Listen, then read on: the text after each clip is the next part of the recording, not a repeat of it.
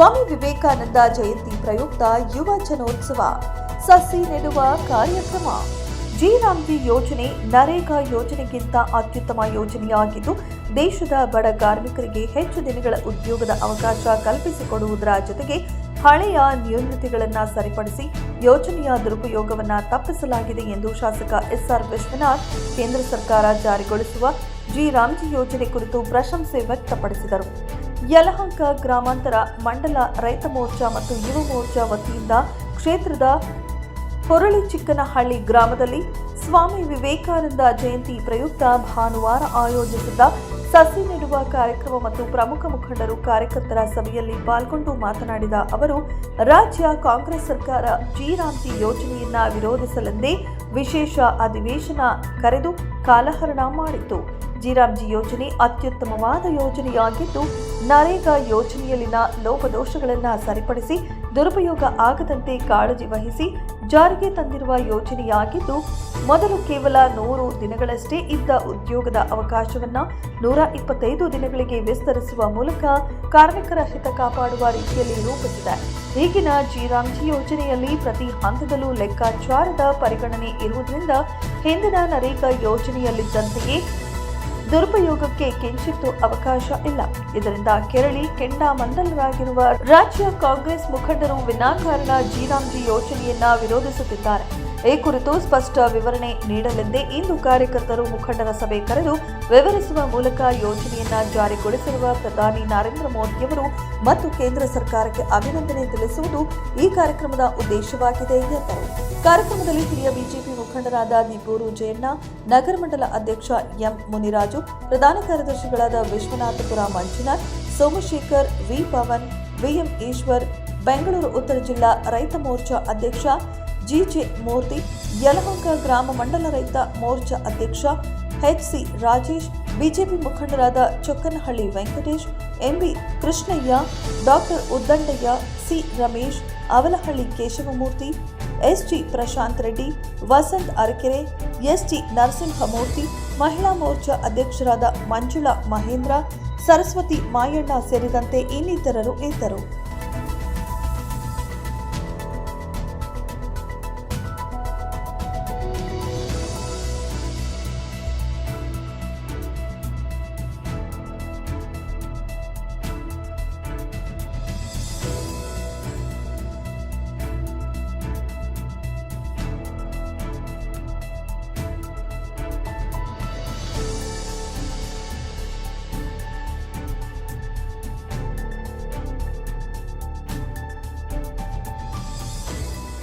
ನಮ್ಮ ಜಿಲ್ಲಾ ರೈತ ಮೋರ್ಚಾ ಅಧ್ಯಕ್ಷರಾದ ಜಿಜೆ ಮೂರ್ತಿಯವರು ಸ್ವಾಮಿ ವಿವೇಕಾನಂದ ಯುವಕರ ಆದರ್ಶ ಅವರ ಹೆಸರಿನಲ್ಲಿ ಒಂದು ಗಿಡವನ್ನು ನೆಡುವಂಥ ಕೆಲಸ ಮಾಡಿದ್ವಿ ಮತ್ತು ವಿವೇಕ ಜಯಂತಿ ಯಲಹಂಕದಲ್ಲೂ ಕೂಡ ಮಾಡಿದ್ವಿ. ರಾಜ್ಯ ಜಿಲ್ಲಾ ಅಧ್ಯಕ್ಷರಾದ ಜಿಜೆ ಮೂರ್ತಿಯವರು, ರಾಜೇಶ್ ಅವರು ಒಂದು ಬಜೆಟ್ ಅಲ್ಲಿ ಕೇಂದ್ರದಲ್ಲಿ ಒಳ್ಳೆ ರೈತರಿಗೆ ಅನುಕೂಲವನ್ನು ಮಾಡಿದ್ರೆ, ಮತ್ತೆ ಜಿ ರಾಮ್ಜಿ ಏನೈತೆ ಅದನ್ನು ಕೂಡ ನಾವು ರೈತರನ್ನೆಲ್ಲ ಕರೆದು ಒಂದ್ಸರಿ ಕಾರ್ಯಕರ್ತರು ಹೇಳಬೇಕು ಅಂತಂದ್ರು.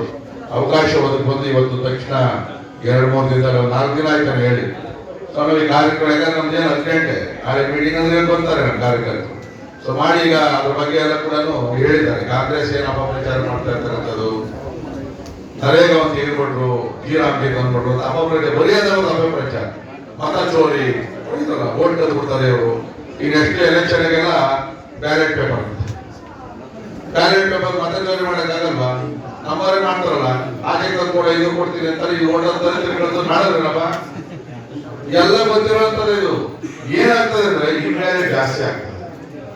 ಮತ ಪಟ್ಟಿಗೆಯಲ್ಲಿ ಇಲ್ಲಾಂದ್ರೆ ಇವಿಎಂ ಆದ್ರೆ ಎಲೆಕ್ಟ್ರಾನಿಕ್ ವೋಟಿಂಗ್ ಮಿಷನ್ ಒಂದು ಯಾರೋ ಹೋಗ್ತಾರೆ. ಅದು ಇದ್ರಲ್ಲಿ ನೋಡ್ಕೊಡ್ರಿ, 1000 ಓಟಲ್ಲಿ 200 ಓಟ್ ಕೂಲೇಟ್ ಹೋಗ್ತಾರೆ. ಈ ಕೂಲೇಟ್ ಅಂತ ಮಾಡೋದಕ್ಕೆ ಒಂದು ಕಾಂಗ್ರೆಸ್ ಕೂಲೇಟ್ ಕಾಂಗ್ರೆಸ್ ಅವಾಗಿಂದ ಕೂಲೇಟ್ಸ್ಕೊಂಡ್ಬಂದ್ರು, ಮತ್ತೆ ಅದಕ್ಕೆ ಹೋಗ್ತಾವೆ ರಾಹುಲ್ ಗಾಂಧಿಯನ್ನು ಮೆಚ್ಚೋದಕ್ಕೆ. ಮತ್ತೆ ಇವತ್ತು ಏನು ನಾವು ಪಂಚಾಯತ್ ವತಿಯಿಂದ ನಾವು ಮನರೇಗಾ ಮಾಡ್ತಾ ಇದ್ವಿ, ಈಗ ಜಿ ರಾಮ್ಜಿ ಅಂತ ಕರಿತಾ ಇದ್ವಿ, ಹೆಸರು ಬದಲಾವಣೆ ಆಗೈತೆ. ಇನ್ನು 25 ದಿನ ಮಾನವ ದಿನಗಳನ್ನ ಜಾಸ್ತಿ ಕೊಟ್ಟವ್ರೆ. 60% ಕೇಂದ್ರ ಸರ್ಕಾರ, 40% ರಾಜ್ಯ ಸರ್ಕಾರ. ಮತ್ತು ರಾಜ್ಯ ಸರ್ಕಾರ 10% ಕೊಡ್ತಾ ಇತ್ತು, ಅದು ಕೊಡ್ತಾ ಇಲ್ಲ. ಸೆಂಟ್ರಲ್ ಸೇರಿ ಹೊಡ್ಕೊಡ್ತಾ ಇದ್ರು. ಅಂದ್ರೆ ಅವ್ರು ಇಷ್ಟ ಬಂದಂಗೆ JCB ಕೆಲಸ ಮಾಡಿ ಬಿಲ್ ಮಾಡಿ ಕೇಳೋದಿಲ್ಲ ಮಾಡೋದಿಲ್ಲ. ನೀವು ರಾಜ್ಯದ ಬೇರೆ ಬೇರೆ ಕಡೆ ಲೂಟಿ ಹೊಡೆದಾಕ್ತಾರೆ. ಇಲ್ಲಿವರೆಗೂ 1,65,000 ಕೋಟಿ ಕೇಂದ್ರ ಸರ್ಕಾರ ಕೊಟ್ಟಿರೋದು ಕಾಂಗ್ರೆಸ್ ಸೇರಿದಂಗೆ. ಇವತ್ತು ಯುವ ಮೋರ್ಚಾ ಮತ್ತು ರೈತ ಮೋರ್ಚಾದಿಂದ ಪ್ರಮುಖ ಕಾರ್ಯಕರ್ತರ ಒಂದು ಸಭೆಯನ್ನು ಕರೆದಿದ್ವಿ. ವಿಶೇಷವಾಗಿ ವಿವೇಕಾನಂದ ಜಯಂತ್ಯುತ್ಸವ ನಗರದಲ್ಲಿ ಮಾಡಿದ್ರು, ಗ್ರಾಮಾಂತರದಲ್ಲಿ ಮಾಡಿರಲಿಲ್ಲ. ಅವರ ಹೆಸರಿನಲ್ಲಿ ಗಿಡ ನೆಡ್ತಕ್ಕಂಥ ಒಂದು ಕಾರ್ಯಕ್ರಮ ಮತ್ತು ಸ್ವಾಮಿ ವಿವೇಕಾನಂದರ ಬಗ್ಗೆ ಆಚರಣೆ.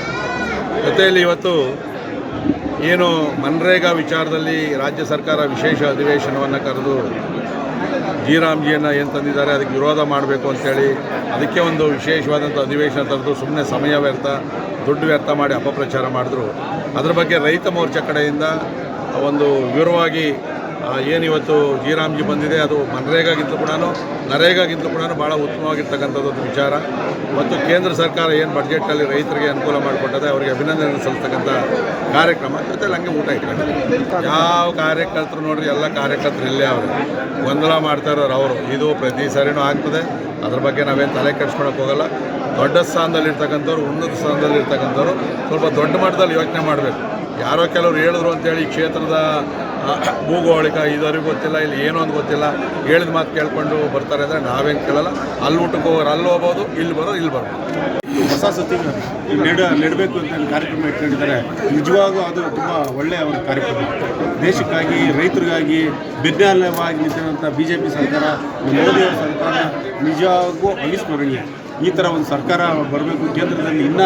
ಇನ್ನೂ ಸುಮಾರು ನೂರಾರು ವರ್ಷಗಳ ಕಾಲ ಇದೇ ಥರ ಒಂದು ಸರ್ಕಾರ ಕೊಟ್ಟರೆ ರೈತರು ಬೇಗ ಈಗಾಗಲೇ ಏನು ಅಮೇರಿಕಾ ನಮ್ಮ ಜೊತೆ ಮುಗಿಸ್ಕೊಂಡು ಆಚೆ ಹೋಗಿದ್ದು ಅವರಾಗಿ ಅವ್ರು ಬರೋಂಗೆ ಮಾಡ್ಕೊಳ್ಳೋದೇ ಸುಮ್ಮನೆ ಏನಲ್ಲ. ಕೇಂದ್ರದಲ್ಲಿ ಮೋದಿಯವ್ರ ಸರ್ಕಾರ ತುಂಬ ಚೆನ್ನಾಗಿ ಕೆಲಸ ಮಾಡ್ತಾಯಿದೆ. ಇವಾಗೇನು 100%, 50% ಟ್ಯಾಕ್ಸ್ ಇದ್ದವರು ತನ್ನಷ್ಟಕ್ಕೆ ತಾನೇ ಅವ್ರು ಕಮ್ಮಿ ಮಾಡ್ತಾಯಿದ್ದಾರೆ. ಈ ಕೇಂದ್ರದಲ್ಲಿ ಒಳ್ಳೆ ಆಡಳಿತ ರಾಜ್ಯ ಸರ್ಕಾರ ಏನೇನೋ ತ್ಯಾಪೆ ಮುಚ್ಕೊಳ್ಳೋದಕ್ಕೆ ಏನೇನೋ ಮಾಡ್ತಾ ಇದೆ. ಅದೆಲ್ಲ ಏನು ನಡೆಯಲ್ಲ. ಈ ಸತಿ ಕಾಂಗ್ರೆಸ್ ಸರ್ಕಾರ ಎಲೆಕ್ಷನ್ ಇವತ್ತು ನಡೆದ್ರು ಕಾಂಗ್ರೆಸ್ ಸರ್ಕಾರ ಬರಲ್ಲ. ಏನಿದ್ರು ಅದು BJP ಸರ್ಕಾರನೇ. ಜನಗಳೆಲ್ಲ ಏನಿವರು 2,000, 1,000 ಅಕ್ಕಿ ಫ್ರೀ ಅದು ಎಲ್ಲ ನಾಟಕಗಳೇ ಆಗ್ತೀವಿ ಅಂತಂದರೆ ಯಾವತ್ತು ಹಾಕೋದು 3 ತಿಂಗಳದ್ದು 6 ತಿಂಗಳದ್ದು ಯಾವುದೋ 1 ತಿಂಗಳು ಹಾಕೋದು.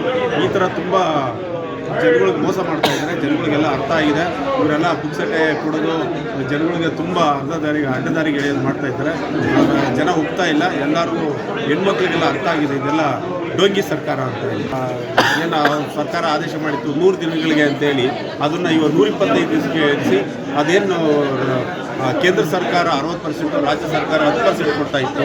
ಅವ್ರು 90% ಕೇಂದ್ರ ಸರ್ಕಾರ ಕೊಡ್ತಾ ಇತ್ತು. ಅವಾಗ ಏನು ಮಾಡ್ತಾ ಇತ್ತು, ಅವಾಗ ಜನಗಳಿಗೆ ಕೈಯಲ್ಲಿ ಕೆಲಸ ಮಾಡಿ ಅವ್ರ ಸಂಬಳ ತಗೋಬೇಕು ಅಂತ ಇತ್ತು. ಈ ಕೈಯಲ್ಲಿ ಕೆಲಸ ಮಾಡಿಸ್ತಾ ಇರಲಿಲ್ಲ. JCBಯಲ್ಲಿ ಮಾಡಿಸೋದು, ಟ್ಯಾಕ್ಟರ್ ಮಾಡಿಸೋದು, ಈ ಥರ ಅನೇಕ ಮಿಷಿನರಿಯಲ್ಲಿ ಮಾಡಿಸ್ತಾ ಇದ್ರು. ಬಡ ಜನಗಳಿಗೆ ಕೆಲಸ ಮಾಡೋಕ್ಕೆ ಕೂಲಿ ಕೆಲಸ ಸಿಗ್ತಾ ಇಲ್ಲ, ಅನ್ಯಾಯ ಮಾಡ್ತಾಯಿದ್ರು. ಅದನ್ನು ಕೇಂದ್ರ ಸರ್ಕಾರ ಗಮನಿಸಿ ಇವತ್ತು ಏನು 60%, 40% ಮಾಡಿದೆ. ಅದನ್ನು ಯಾರು ದುಡ್ಡು ತಿನ್ನೋಕ್ಕಾಗಲ್ಲ. ನೇರವಾಗಿ ಯಾರು ಕೆಲಸ ಕೂಲಿಗಾಗಿ ಕೆಲಸ ಕಾಣುವಂತ ಇದೆಯಾ ಅದನ್ನು ನೇರವಾಗಿ ಅವ್ರಿಗೆ ತಲುಪಲಿ ಅಂತೇಳಿ ಹೊಸ ಯೋಜನೆ ಮಾಡಿದ್ದಾರೆ.